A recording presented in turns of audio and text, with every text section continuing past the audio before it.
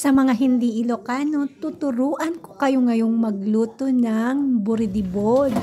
Ang masarap naming dish sa Ilocos, ayan. Sa 1½ cup ng tubig, maglagay ng 2 kutsarang bagoong isda. Ilagay natin yung sweet potato.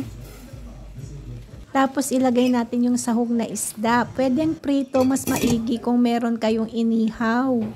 Sarap kasi yung aroma niya pag inihaw yung linagay yung isda. Inadin natin ang kamatis at saka sibuyas. Kuluan lang natin ng mga 5 minutes para manuot yung lasa ng isda. Tapos hanunguin natin para hindi siya madurog. Naluto na yung linagay natin kaninang sweet potato. Yan, durugin natin siya isa-isa. Yan, para maging malapot yung sabaw natin. Tapos ilagay na natin yung bunga ng malunggay. At saka yung kalabasa.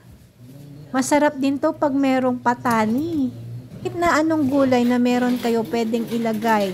Sitaw, pwedeng garillas, ganyan. Takpan ulit at pakuluan saglit. Tapos isunod na natin yung syempre alokon at saka yung talong. Ilubog-lubog lang natin para maluto silang lahat.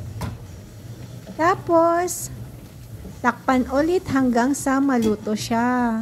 I-simmer lang natin siya for about 2 minutes. Then, haluin lang siya ng bahagya.